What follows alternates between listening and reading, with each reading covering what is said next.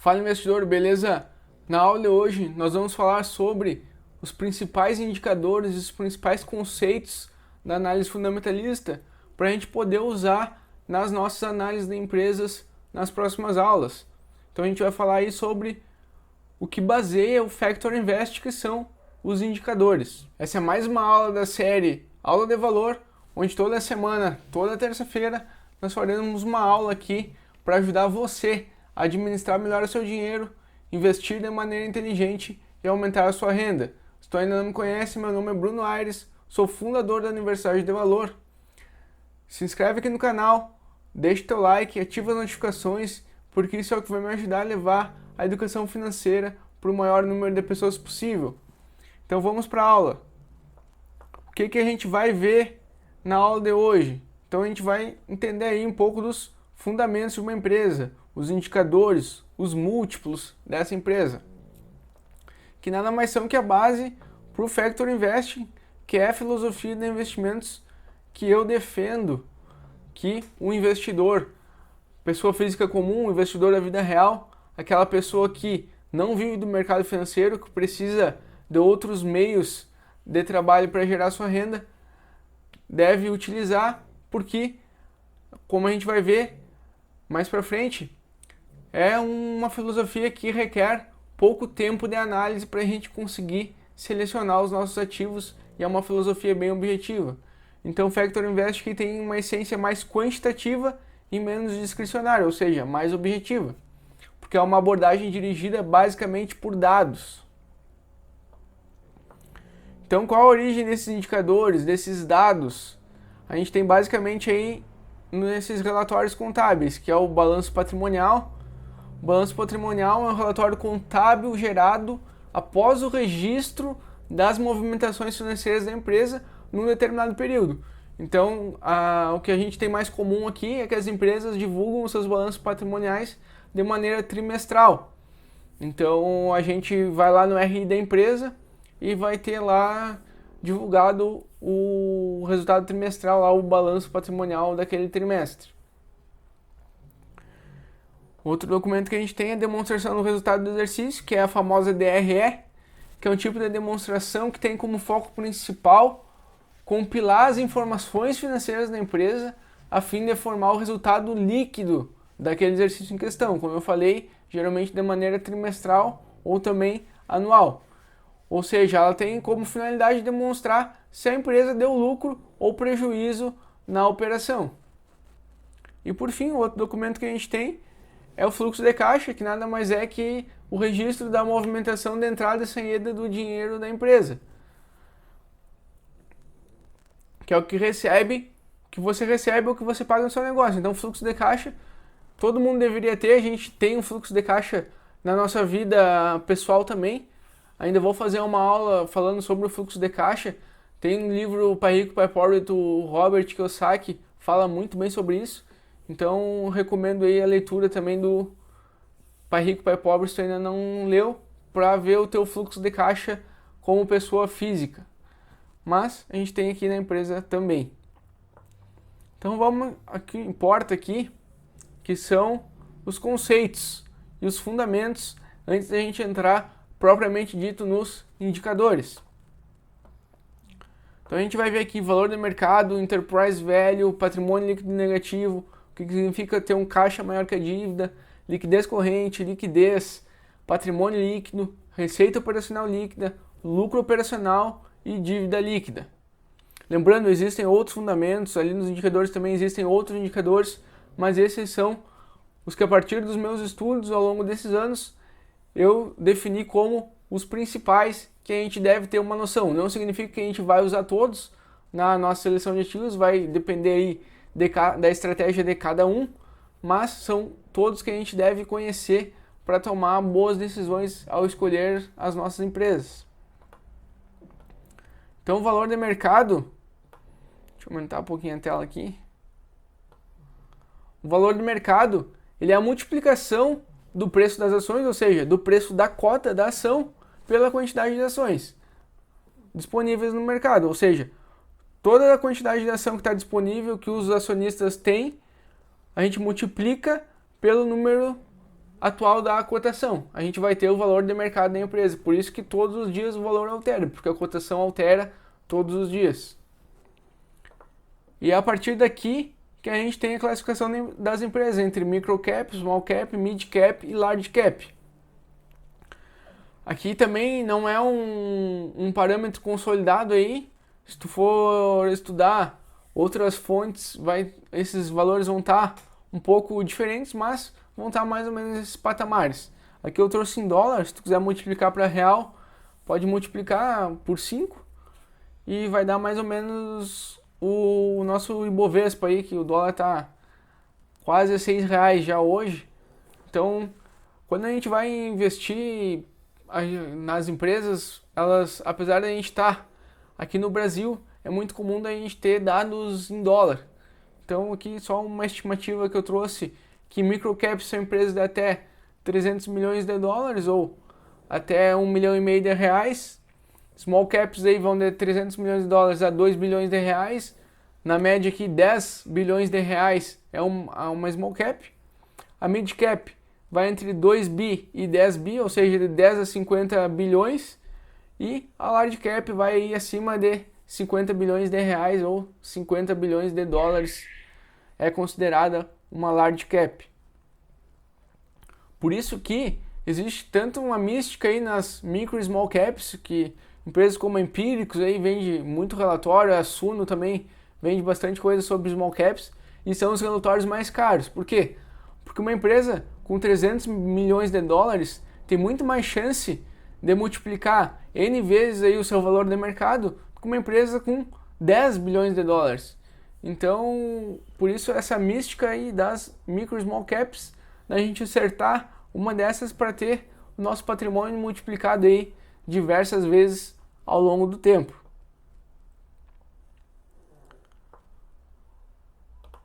Outro importante conceito aqui é o Enterprise Value, que é composto pelo valor de mercado, ou seja, a gente pega o valor de mercado da empresa, soma as dívidas financeiras dessa empresa e diminui do valor disponível, ou seja, diminui do caixa. Então a gente vai ter aí o Enterprise Value, que é o valor da firma. Essa inclusão permite a comparação entre empresas com níveis de endividamento diferentes. Por quê? Porque tu vai adicionar no cálculo do Enterprise Value justamente essa dívida. Então tu vai ter o total valor da firma aí, e não somente o valor de mercado da empresa. O que significa a empresa ter um patrimônio líquido negativo? Então, quando o valor das obrigações com terceiros é superior ao total dos ativos da empresa. Ou seja, quando a empresa tem basicamente aí mais obrigações, mais dívidas, mais contas a pagar do que ela tem com seus ativos, com o seu patrimônio. Então a gente tem um patrimônio líquido negativo. Com raras exceções, a gente está falando aqui de uma empresa muito endividada, com uma saúde financeira ruim, então a gente deve ficar meio de fora aí dessas empresas com patrimônio líquido negativo. Agora, uma empresa com caixa maior que a dívida é justamente o contrário. Significa que a empresa está em plena saúde financeira do ponto de vista do endividamento, ou seja, os ativos passam aí um valor maior que os passivos. Então a gente tem mais ativos do que obrigações aí, ou seja, mais direitos do que obrigações para a empresa. A gente tem um caixa maior e é isso que não deixa uma empresa quebrar. O que faz uma empresa quebrar é o prejuízo. Muita gente acha que o que faz uma empresa quebrar é o prejuízo, mas o que realmente faz uma empresa quebrar é não ter caixa. O caixa é o segredo. Tem até uma frase aí que diz que cash is king. Então o caixa é o que manda. É muito importante a gente ter caixa. Tanto a empresa é importante como na nossa vida pessoal. O que é o nosso caixa? É a nossa reserva de emergência. É isso que não deixa a gente contrair dívidas. É isso que não deixa a gente entrar na inadimplência aí dos juros, ficar devendo para bancos, ficar pegando empréstimos com parentes. Então o caixa é muito importante para a empresa, assim como a nossa reserva de emergência é muito importante para a gente. Liquidez corrente. Ela é calculada a partir da relação entre os direitos de curto prazo, ou seja, disponível em caixa, estoques, clientes e as obrigações de curto prazo, empréstimos, financiamento e impostos. Então ela está muito relacionada com essa métrica aqui de caixa maior que a dívida. Então é desejável que a gente tenha uma liquidez corrente maior ou igual a 1 para a gente ter mais direitos do que obrigações no curto prazo. Isso está diretamente relacionado com o caixa ser maior que a dívida. Liquidez. Quando a gente fala de liquidez, ao selecionar um ativo, a gente está falando do volume de negociação. Eu uso uma métrica aqui de 200k por dia como um filtro inicial aí para selecionar um ativo. Então o ativo tem que ter pelo menos 200 mil de negociação dia. Então por que isso é importante? Porque caso o investidor precise se desfazer de suas ações, é importante contar com uma alta demanda no mercado, garantindo assim eventuais vendas com celeridade, ou seja, mais rápido e pelo preço de mercado. Assim a gente não tem ação do spread, que o spread é a diferença entre o melhor preço de compra e o melhor preço de venda. Então a gente tem essa diferença aí mais reduzida possível, o ideal é que seja de apenas 1 centavo. Isso aqui também é muito importante para grandes investidores, para fundos de investimentos, porque eles não podem, um fundo que tem um patrimônio sob gestão muito grande, ele não consegue entrar numa microcap, por exemplo.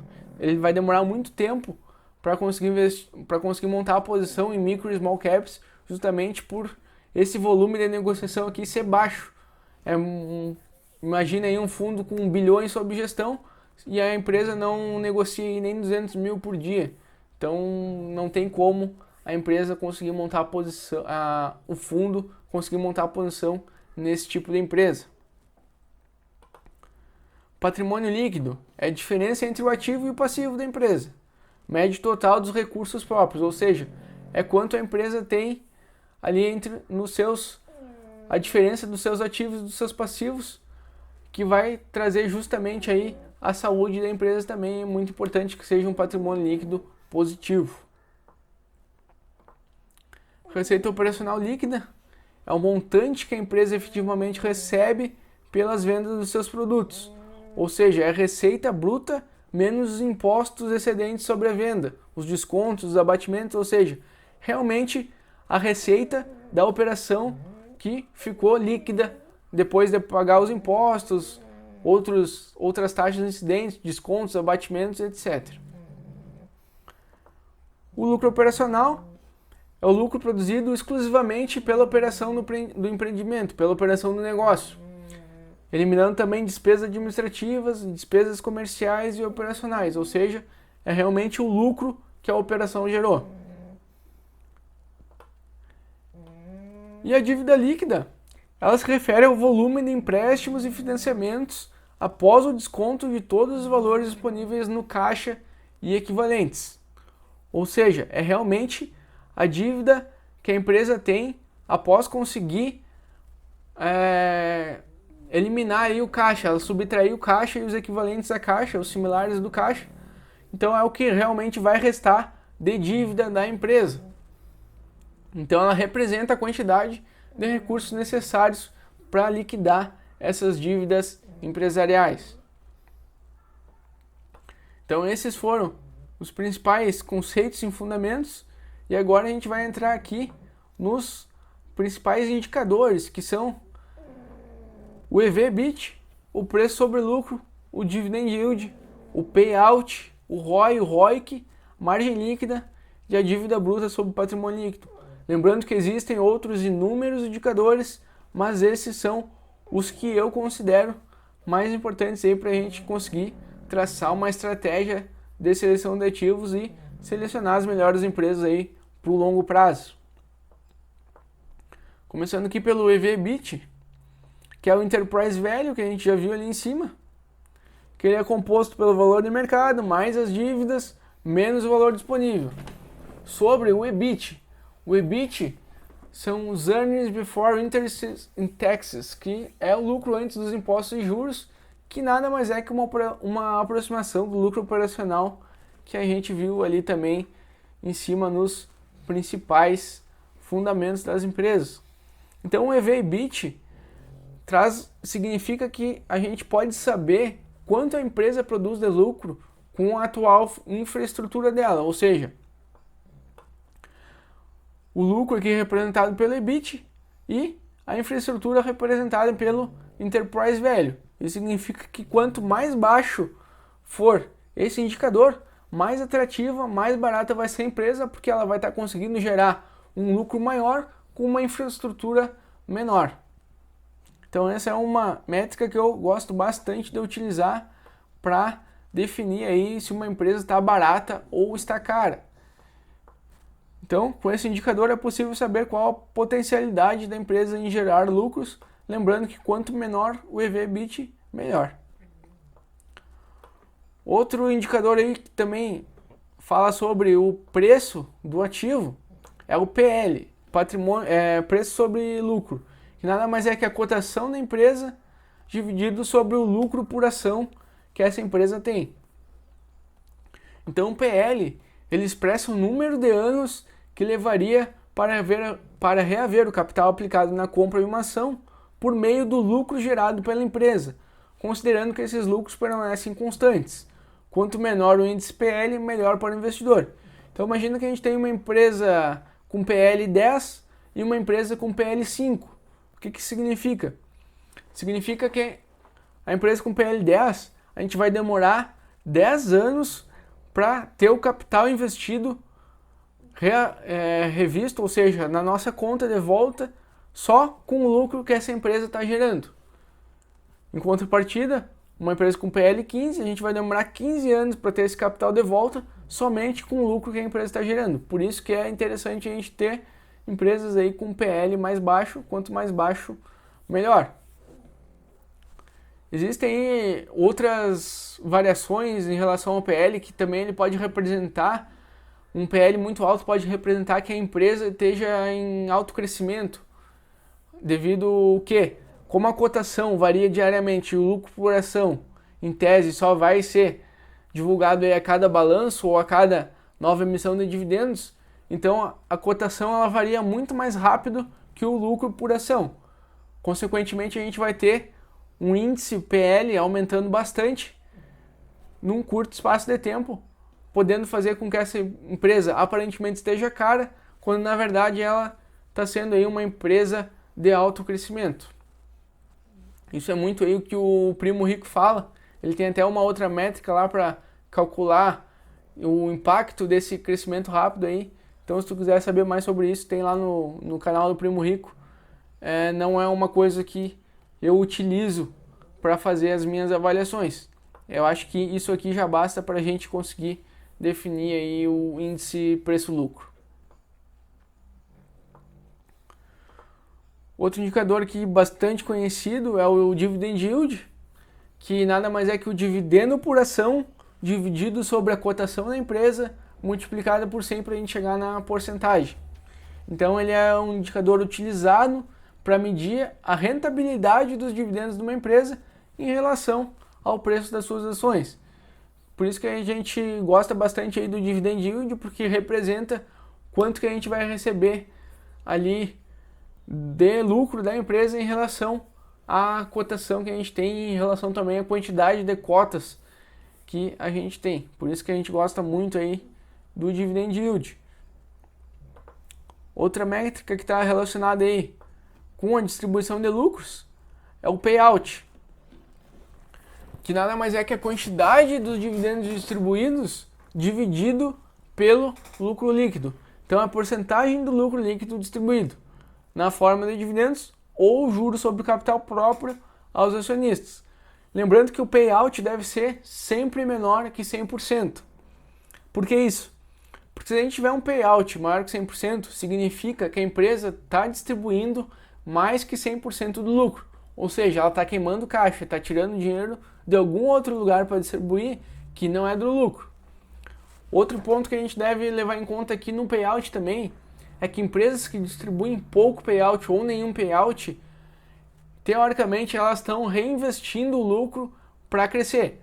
Então eu gosto bastante de empresas que têm um payout baixo, justamente porque eu tenho um horizonte de investimentos de mais longo prazo e eu prefiro que as empresas reinvistam os dividendos nela mesmo, ou seja, distribuem poucos dividendos, tenham um dividend yield mais baixo, porque assim elas vão estar crescendo e multiplicando o seu valor ao longo do tempo. Em contrapartida, empresas que têm um payout aí próximo a 100%, elas vão estar reinvestindo pouco na própria operação, consequentemente vão ter um menor crescimento. Isso também é uma métrica aí que separa um pouco aí as empresas de crescimento das empresas de dividendos. Então o payout é uma métrica boa também para a gente estar atento se a gente está procurando empresas aí com maior potencial de crescimento ou empresas já mais consolidadas, mais voltadas para a distribuição dos lucros. Próximo indicador aqui é o ROI, que é o retorno sobre o patrimônio líquido, Return on Equity, que é o lucro líquido sobre o capital investido. E o capital investido aqui entra o capital dos acionistas e o capital de terceiros que investem nesse negócio. Então ele expressa o nível de eficiência da gestão da empresa a partir da relação dos lucros gerados pelo frente ao patrimônio, ou seja, é um indicador de rentabilidade, assim como o ROIC. O ROIC é o retorno sobre o capital investido, ou seja, ele informa quanto de dinheiro uma empresa é capaz de gerar em razão de todo o capital investido, incluindo os aportes por meio das dívidas. Então ele é mais direcionado aqui realmente para o capital que foi investido na operação do que pelo patrimônio líquido total da empresa. Por isso que o ROIC é uma métrica de rentabilidade que eu gosto mais do que o ROI. Próximo indicador que a gente tem que ficar de olho aí é a margem líquida, que nada mais é do que o lucro líquido sobre a receita total. Então é uma análise que evidencia o nível de lucratividade empresarial da companhia. Ou seja, uma métrica de performance. Quanto maior a margem líquida, quer dizer que a empresa está conseguindo ter uma performance maior em relação ali do lucro realmente líquido com a receita total. Ou seja, de quanto que ela está botando dinheiro na conta e em relação às despesas, às taxas, os impostos. Então, se a margem líquida da empresa é negativa, significa que ela não está gerando lucro e sim está tendo prejuízo. Por isso é muito importante a gente ter aí uma margem líquida positiva com um lucro líquido aí cada vez maior frente à receita total da empresa. E por fim aí uma métrica de dívida, uma métrica de endividamento, que é a dívida bruta sobre o patrimônio líquido, que indica quanto de dívida uma empresa está usando para financiar os seus ativos em relação ao patrimônio dos acionistas. Então, quanto menor, melhor a dívida bruta. Existem setores aí, como o setor elétrico, por exemplo, que são naturalmente mais endividados, mas eles têm uma previsibilidade maior de receita e também usam bastante capital aí para financiar as suas operações.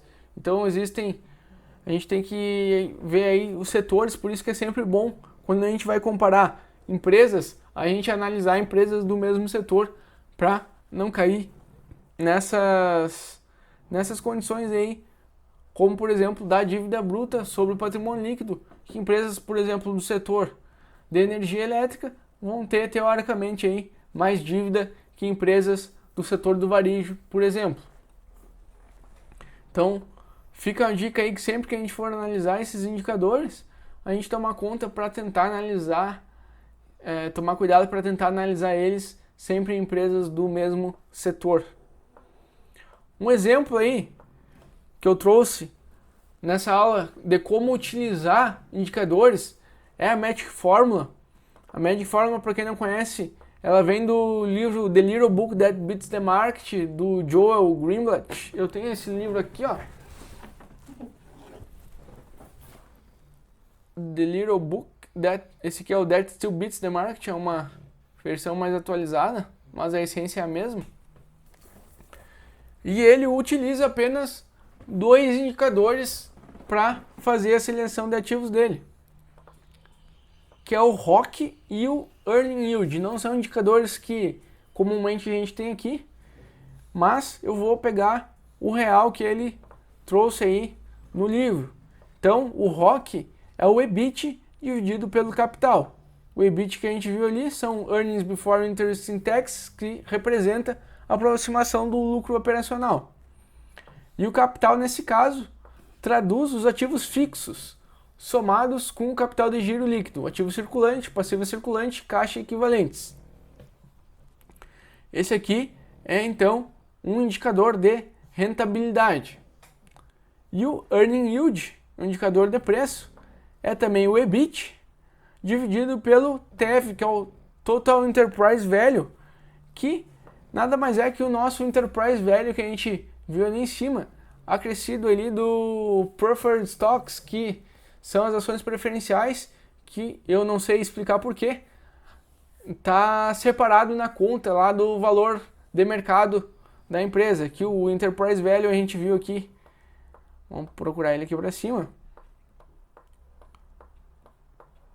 O Enterprise Value a gente viu que é o valor de mercado mais as dívidas financeiras menos o valor disponível. O Total Enterprise Value traz aqui no valor de mercado separado as ações preferenciais.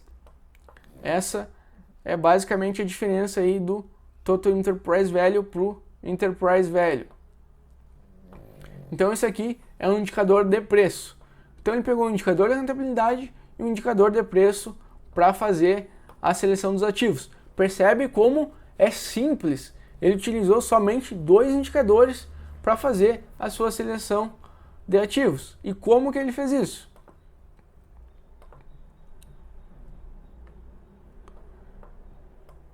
Então ele pegou a empresa com maior ROC e deu o ranking 1 para ela. A segunda empresa com maior ROC ganhou o ranking 2. E assim por diante. A terceira empresa, ranking 3, 4, 5, 6, 7. Foram 3.500 empresas analisadas. Depois ele pegou o Earning Yield e fez a mesma coisa.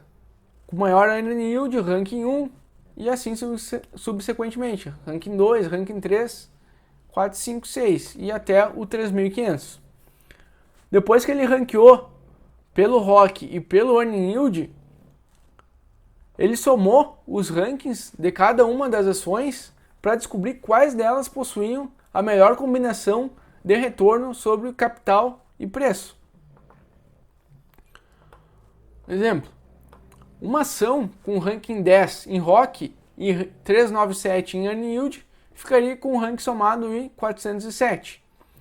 Uma ação com ranking 730 em ROC e 1.290 em Earning Yield ficaria com 2.220. Então ele fez um novo ranking. Aqui, ó. Então ele fez um novo ranking com esse resultado da soma aí do ranking do ROC com o ranking do Earning Yield. Chegando aí, quanto menor o ranking combinado de uma empresa, melhor era a ação. Então, ele comprou aí as melhores ações ranqueadas através aí do ROC e do Earning Yield. Essa foi a métrica, foi o método que ele utilizou, fazendo uso aí de apenas 2 indicadores, chegando na sua carteira e na sua seleção de ativos. Então, se tu tem alguma dúvida aí como fazer uma seleção de ativos, usar uma combinação entre esses indicadores que eu apresentei aqui é uma boa saída para te conseguir fazer uma seleção de ativos. É claro que é interessante fazer aí um backtest para ver como que vai performar essa tua combinação aí dos indicadores, mas é sim uma saída muito boa, comprovada aí pelo Joel Greenblatt no livro The Little Books That Still Beats the Market. Finalizando a aula aqui, vamos falar sobre os pontos importantes da aula 2. Essa é uma introdução para que possamos realizar aulas fazendo análise de ações. Então essa aula aqui é o que nos habilita, é o que permite eu começar a fazer análise de ações com vocês aqui. Porque sempre que eu falar de algum indicador, eu gostaria que, para uma retenção maior do que está sendo passado, do conteúdo que está sendo passado, a gente já tivesse um pouco internalizado aí esses conceitos. Mas, aqui, não se preocupe em decorar isso, porque essa aula está gravada aqui no YouTube, vai ficar para perpetuidade, então sempre que necessário, tu pode utilizar ela aqui para ver um pouquinho mais aí sobre esses fundamentos, esses indicadores. E também, com o passar do tempo, todos esses conceitos vão ser naturais para você, assim como hoje já são naturais para mim, mas sempre que eu preciso ver algum conceito fora desses aqui, que são os que eu mais uso, eu sempre dou uma recorrida no Google, no YouTube, e dou uma pesquisada aí para ver o que significa realmente cada um desses indicadores. Então, através da Magic Formula, a gente pode ver que fazer uma seleção de ativos através da análise de indicadores é uma das melhores maneiras que o investidor da vida real, investidor comum, aquele investidor que não trabalha no mercado financeiro, que depende de outras fontes de trabalho para gerar sua renda, tem para escolher os seus ativos. Por quê? Porque é muito simples e muito mais rápido fazer uma seleção de ativos como a da Magic Formula. Escolheu 2 indicadores, ranqueou os 2 indicadores, somou eles, teve um novo ranking e já selecionou os ativos. Ou seja, em 5 passos, 1, 2, 3, em 4 passos, o cara já conseguiu ter o seu método pronto. Então essa é o tipo de análise de investimentos que eu recomendo e que eu vou ensinar vocês daqui para frente. E fica também a recomendação de leitura: The Little Book That Beats the Market, ou That Still Beats the Market. É um livro em inglês, ele não tem tradução, mas também já fica a dica aí para ti, se ainda não aprendeu inglês, começar a aprender. Uma leitura bem simples, bem tranquila. Então essa foi a aula de hoje. Aula número 2, aula de valor número 2. Se esse conteúdo fez sentido para ti, eu peço que tu deixe teu like, compartilha ele com os teus amigos. Se ficou alguma dúvida, deixa aqui nos comentários, eu vou responder o mais breve possível. E lembrando que agora a gente está apto para fazer análise de ativos, para conseguir definir aí a nossa estratégia, definir boas empresas para a gente adicionar na nossa carteira. A aula de hoje fica por aqui. Eu vejo você na semana que vem, terça-feira, às 20 horas. Não esquece de compartilhar e chamar mais amigos, mais pessoas que se interessam por investimentos, por educação financeira, para acompanhar as nossas aulas, porque isso vai dizer para o YouTube que o meu conteúdo está sendo relevante, e com isso eu vou conseguir atingir mais pessoas e levar a educação financeira cada vez mais longe. Eu vejo você no próximo vídeo.